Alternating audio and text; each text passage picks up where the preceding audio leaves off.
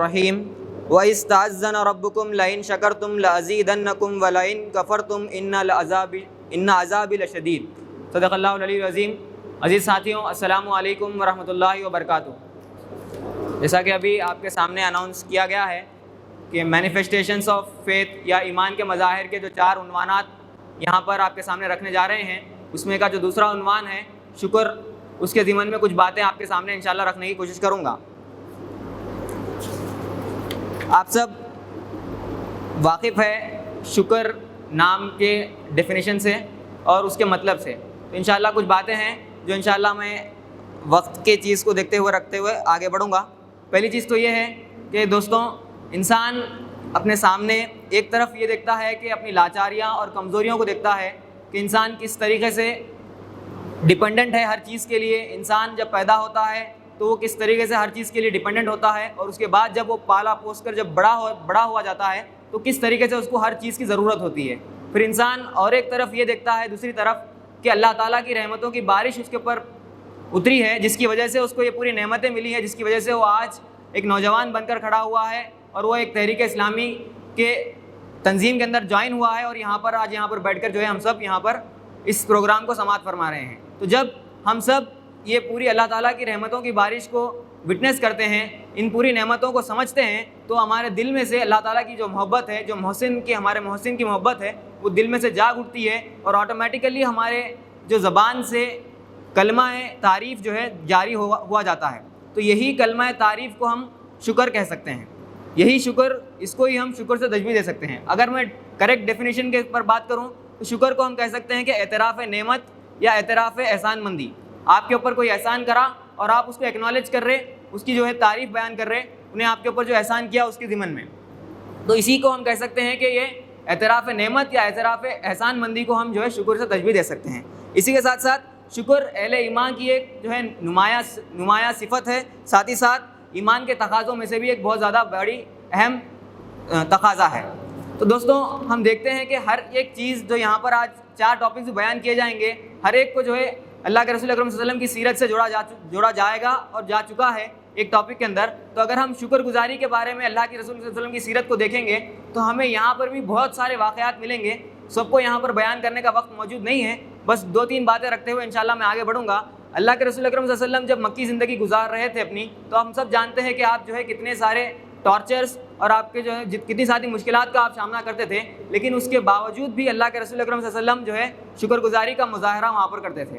Even ایک حدیث میں یہ آتا ہے کہ اللہ کے رسول اکرم صلی اللہ علیہ وسلم راتوں میں جو ہے جاگ کر نمازیں پڑھا کرتے تھے، تو حضرت عائشہ رضی اللہ تعالیٰ عنہا نے فرمایا کہ اے اللہ کے رسول، آپ کیوں جو ہے راتوں رات جاگ کر جو ہے اللہ تعالیٰ کے سامنے جو ہے نمازیں ادا کرتے ہیں؟ تو اللہ کے رسول نے فرمایا کہ کیا میں اپنے رب کے سامنے شکر گزاری کا اختیار نہ کروں، کیا مظاہرہ نہ کروں؟ تو یہ بات ہم کو یہاں پر سمجھنے آتی ہے کہ وقت کے رسول خاتم النبیین حضرت محمد مصطفیٰ صلی اللہ علیہ وسلم خود جو ہے راتوں میں جاگ کر اللہ تعالیٰ کا شکر گزار کرتے تھے اپنی پوری نعمتوں کا جو اللہ تعالیٰ نے انہیں دی تھی۔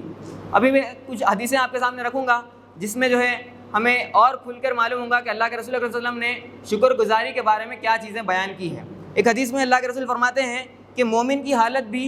عجب ہوتی ہے، وہ جس حال میں ہوتا ہے اس سے خیر اور بھلائی چاہتا ہے، بھلائی سمیٹنے کی کوشش کرتا ہے، اور یہ خوش فہمی مومن کے علاوہ اور کسی کو میسر نہیں ہوتی ہے۔ وہ یہ چاہتا ہے کہ اگر وہ تنگ دستی، بیماری اور دکھ کے حالت میں ہو تو وہ صبر کرتا ہے، جس طریقے سے ابھی صبر کے بارے میں بات آئی ہے، اور اگر جب وہ کشادگی کی حالت میں ہوتا ہے تو وہ شکر کرتا ہے، اور یہ دونوں حالتیں مومن کے لیے مفید ہیں۔ یہ اللہ کے رسول صلی اللہ علیہ وسلم کی حدیث ہے جس میں اللہ تعالیٰ کے رسول جو ہے ہم آپ کو کلیئرلی سمجھا رہے ہیں کہ اگر آپ بیماری، تنگ دستی اور دکھ کی حالت میں ہیں تو مومن کی یہ علامت ہے کہ مومن جو ہے صبر کرتا ہے، اور اسی طریقے سے اگر کشادگی اور اچھے علامتوں اور نعمتوں کا اگر ایکنالجمنٹ کرنا ہے تو مومن کی علامت ہے کہ مومن جو ہے اس کی شکر گزاری کرے گا۔ اور ایک حدیث میں اللہ کے رسول فرماتے ہیں کہ وہ لوگ جو تم سے مال و دولت اور دنیاوی جاہ و مرتبہ سے کم ہیں ان کی طرف دیکھو، اور وہ لوگ جو تمہارے مرتبے سے کم ہے یا مرتبے سے زیادہ ہے دنیاوی جاہ و مرتبہ اور مال و دولت کے حساب سے، تو ان کی طرف نہ دیکھو۔ تو اس سے ہم کو یہ مغز نکلتا ہے کہ جو لوگ آپ سے کم ہے دنیاوی جاہ و مرتبہ میں اور جو ہے مال و دولت میں، اگر آپ ان کی طرف دیکھو گے تو آپ کے اندر شکر گزاری کا جذبہ پیدا ہوگا کہ سامنے والے کے پاس اللہ تعالیٰ نے میرے سے کچھ کم نعمتیں اس کو دی ہے کسی وجہ سے، تو اللہ تعالیٰ نے مجھے زیادہ نعمتیں دی ہیں، تو ہمارے اندر یہ جذبہ پیدا ہو کہ ہم اللہ تعالیٰ کی شکر ادا کریں۔ پھر اگر آپ اللہ کے رسول نے یہ بتایا کہ ان لوگوں کی طرف مت دیکھو جس کے پاس مال و دولت اور دنیاوی جاہ و مرتبہ آپ سے زیادہ ہے، کیونکہ اس سے اندیشہ ہے کہ آپ کے پاس ناشکری کا جو ہے ایک جذبہ پیدا ہونے کی علامت ہو سکتی ہے۔ تو یہ کچھ 2 حدیثیں تھیں جو آپ کے سامنے میں پیش کر رہا تھا۔ اللہ کے رسول صلی اللہ علیہ وسلم شکر گزاری کے بارے میں کیا چیزیں یہاں پر بیان کر رہے تھے۔ جیسا کہ میں نے ابھی اپنی گفتگو شروع کرتے وقت جو آیت تلاوت کی، سورہ ابراہیم کی آیت نمبر 7، جس کا ترجمہ انشاءاللہ میں پیش کروں گا۔ حضرت موسیٰ علیہ السلام جب بنی اسرائیل کے سامنے، بنی اسرائیل کو اللہ تعالیٰ کی پوری نعمتوں کے بارے میں بتا رہے تھے، پوری نعمتیں بیان کر رہے تھے، پوری نعمتیں بیان کرنے کے بعد حضرت موسیٰ علیہ السلام ان بنی اسرائیل کے لوگوں کو خبردار کرتے ہیں، اور اس آیت کے اندر وہ بات جو ہے یہاں پر موجود ہوتی ہے، اور کہا جاتا ہے کہ اور یاد رکھو تمہارے رب نے خبردار کر دیا تھا کہ اگر شکر گزار بنو گے تو تم کو تمہارے رب نے زیادہ نوازے گا، تم کو تمہارا رب زیادہ نوازے گا، اور اگر کفران نعمت کرو گے تو میری سزا بہت سخت ہے۔ تو یہاں پر بھی ہمیں جو ہے انبیاء علیہ السلام کے واقعات سے بھی بہت ساری چیزیں معلوم ہوتی ہے کہ اگر بندہ شکر گزاری کرے گا تو اللہ تعالیٰ کا وعدہ ہے کہ اللہ تعالیٰ اسے اور بہت زیادہ نوازے گا، لیکن اگر ناشکری کرے گا، کفران نعمت کرے گا، تو اللہ تعالیٰ کی وارننگ بھی ہے کہ اس کے اندر بہت زیادہ سخت جو ہے سزا اس کے سامنے دی جائے گی۔ دوستوں، شکر گزار بننا یا شکر ادا کرنا، اس سے میری مراد جو ہے میں انشاءاللہ 3 چیزوں میں رکھوں گا۔ پہلی چیز تو یہ ہے کہ جب شکر سے مراد ہے آپ کے اوپر کوئی احسان کرتا ہے اور آپ شکر ادا کرنا چاہتے ہیں، تو پہلی چیز یہ ہے کہ آپ دل سے اس کا احسان کا اعتراف کریں، کہ جو احسان اس نے آپ کے اوپر کیا ہے اس کا آپ دل سے اعتراف کریں، ایکنالج کریں کہ ہاں اس نے مجھ پر احسان کیا ہے۔ اللہ تعالیٰ کا بھی احسان ہے۔ اگر آپ بندوں کے بارے میں بات کر رہے ہیں تو کسی آپ کے دوست کا، کسی آپ کے ریلیٹو کا، کسی آپ کے خاندان والوں کا، جس کا بھی احسان آپ کے اوپر ہے، اس کا دل سے احسان کا اعتراف کریں۔ اور دوسری بات، زبان سے اس کا اقرار کریں۔ صرف الحمدللہ کہہ لینا شکر ادا کرنے کا کمپلیٹ میتھڈ یا کمپلیٹ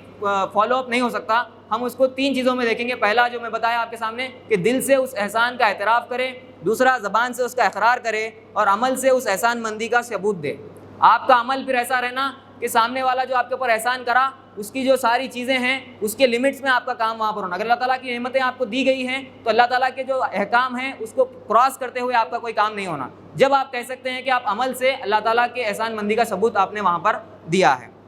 اسی کے ساتھ ساتھ ہم دیکھتے ہیں کہ اسی شکر کے جذبے کو ابھارنے اور بڑھانے کے لیے تمام رسول اور کتابیں جو ہے ہمارے پاس جو ہے انبیاء کرام کے اس میں جو ہے آتے رہے ہیں، اور ابلیس کا یہی کام رہا ہے کہ اس شکر کے جذبے کو ختم کرتے جائے۔ اگر انسان کے پاس یہی شکر کا جذبہ ختم ہو گیا تو پھر وہ جو ہے ایک فطری چیز جو انسان کے پاس ہوتی ہے کہ سامنے کوئی انسان آپ کو کوئی چیز دیا اور آپ شکر اس کا ادا کرنے کے واسطے فطرتاً ایک جذبہ تشکر بھی آپ کے پاس نہیں ہوا، تو پھر آپ سمجھ لیجئے کہ آپ کے پاس آپ کے اور ایک نارمل جو انسان بالکل حیوان کے ٹپ جو ہو جاتا ہے اس طریقے کا جو ہے ہم اس کو تشبیہ دے سکتے ہیں۔ تو یہاں پر ہم جان لیجئے کہ ابلیس کا بھی یہی پورا مشن ہے کہ ہم جو ہے شکر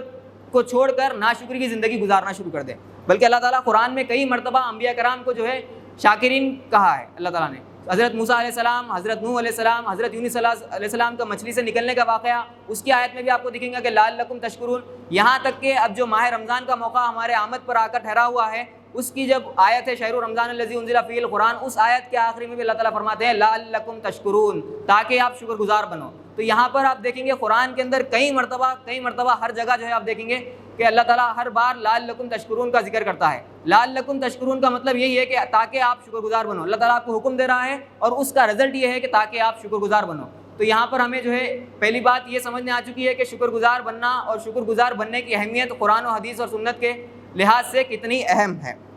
اور ایک قرآن کی آیت میں اللہ تعالیٰ فرماتے ہیں وَقَلِيلٌ مِّنْ عِبَادِي الشُّكُورُ few of my servants are grateful، مطلب کچھ ہی بندے میرے ایسے ہیں جو شکر گزار ہیں۔ اللہ تعالیٰ کہتے ہیں کہ کچھ ہی میرے بندے ہیں، تو اللہ تعالیٰ سے دعا ہمیں ہمیشہ کرتے رہنا چاہیے کہ ہمیں ان کچھ بندوں میں شامل کر دے جو اللہ تعالیٰ کے شکر گزاری ہمیشہ کرتے رہتے ہیں۔ پھر اگر میں ابھی جو آیت تلاوت کیا اور دوسرے بھی اگر آیتیں جس کے اندر شکر کے بارے میں قرآن میں تذکرہ آیا ہے، اگر اس کے اوپر غور کریں گے تو آپ کو یہ بات معلوم ہوگی کہ شکر کے اپوزٹ میں آپ کو کفر کا اللہ تعالیٰ وہاں پر ورڈ استعمال کرتے ہیں۔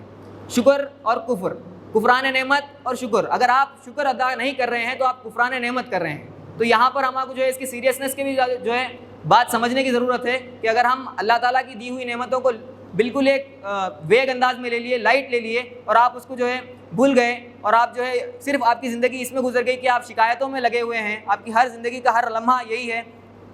کہ آپ جو ہے اللہ تعالیٰ کی نعمتوں کو ایکنالج نہ کرتے ہوئے جو چیزیں آپ کے پاس نہیں ہیں اس کو دیکھتے ہوئے صرف شکایتیں دینے لگیں، تو پھر یہ آپ کے لیے باعث برکت نہ ہوگا۔ اور ایک قول جو ہے امام امام ابن قیم کا ہے، جس کے اندر آپ کہتے ہیں کہ شکر سے جو ہے دو چیزیں انسان کو حاصل ہوتی ہیں. پہلی چیز وہ نعمت جو اللہ تعالیٰ نے اس کو دی ہے اس کی حفاظت ہوتی ہے، اور دوسری چیز وہ نعمت میں اضافہ ہوتا ہے. تو یہاں پر ہم آپ کو دو چیزیں سمجھ میں آئی. اگر آپ جو نعمت اللہ تعالیٰ نے آپ کو دی ہیں اس کا اگر شکر ادا کریں گے تو اس کی حفاظت بھی ہوگی، اور اس کے ساتھ ساتھ جو دوسرے نعمتیں اللہ تعالیٰ کی طرف سے ہمیں آنے والی ہیں اس میں بھی اضافہ ہم آپ کو دکھیں گا. اس کے ساتھ ساتھ ہم اگر ٹائم بہت زیادہ کم ہے اس لیے میں اپنی گفتگو کو سمیٹتے ہوئے کچھ باتیں رکھ کر اپنی جگہ لوں گا. ایک چیز یہ ہے کہ شکر کو ہم انفرادی طور پر دیکھ سکتے ہیں اور جو ہے اجتماعی طور پر دیکھ سکتے ہیں. انفرادی طور پر یہ کہ آپ کی زندگی میں اللہ تعالیٰ کی رحمتیں، آپ کے دوست احباب کی آپ کی جو احسان مندیاں ہیں، آپ ان سب کو ایکنالج کریں اور ان کا شکریہ ادا کریں. یہ چیز آپ کی زندگی کا ایک بہت زیادہ اہم حصہ بن جانا چاہیے. اور دوسری چیز جو اجتماعی کے بارے میں بات کرا وہ یہ ہے کہ امت مسلمہ کا جو اسٹریٹجک پلاننگ ہوگی یا جو بھی کام امت مسلمہ کا جو بھی قدم ہوگا، تحریک اسلامی کا جو بھی ختم ہوگا، اس میں بھی جو ہے ہم جو ہے شکر کا جو رویہ ہے اس کو ہم آپ کو وہاں پر اختیار کرنے کی بہت زیادہ ضرورت ہے. مثال کے طور پر اگر ہم دیکھیں گے کہ آج کے ہمارے سچویشن کے اگر ہم دیکھیں تو بہت سارے لوگ ایسے مل جائیں گے جو آپ کو مایوس ملیں گے. آپ کو کہیں گے کہ دیکھو یہ ایسا ہو جا رہا، وہ ویسا ہو جا رہا، یہ پورا ایسا ہو گیا، ہر طرف سے ہم آپ کو راستے بند ہیں. لیکن ایک شکر گزار بندہ ایسا ہوگا جو اس کے اندر بھی راستہ نکالے گا، اپرچونسٹ ہوگا، وہ جو ہے آپٹیمسٹ ہوگا اور اپرچونٹی کو ڈھونڈے گا اور اس اپرچونٹی کے اندر کیا کام کرنے کی ضرورت ہے اس کے حساب سے کام کرے گا. اگر میں شکر گزاری کے فائدے بتاؤں تو اگر آپ شکر گزار بندے بنیں گے تو آپ کے اندر پازیٹیو ایٹیٹیوڈ پیدا ہوگا، پہلی چیز. دوسری چیز ایکشن اورینٹیڈ اپروچ آپ کے پاس آئے گی. تیسری چیز آپٹیمسٹک، جس طریقے سے میں بتایا اپرچونیٹیز کو مس نہ کرتے ہوئے اس کا صحیح طریقے سے فائدہ اٹھانے کی جو ہے صلاحیتیں ہمارے پاس آئیں گی. اور ساتھ ہی ساتھ پریگمیٹک اپروچ، یعنی عمل کرنے کا جو اصل جذبہ ہے وہ جو ہے ہمارے کو شکر گزاری سے یہاں پر ملتا ہے.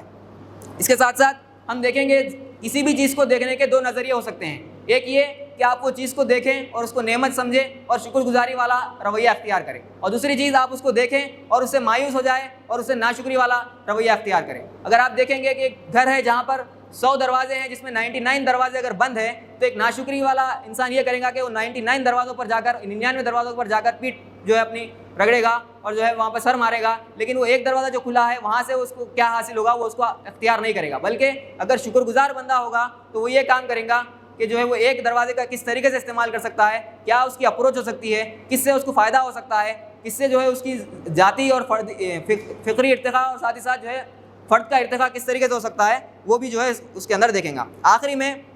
کچھ چیزیں ہیں جو انشاءاللہ 3 چیزیں میں آپ کے سامنے رکھ کر اپنی جگہ واپس لوں گا.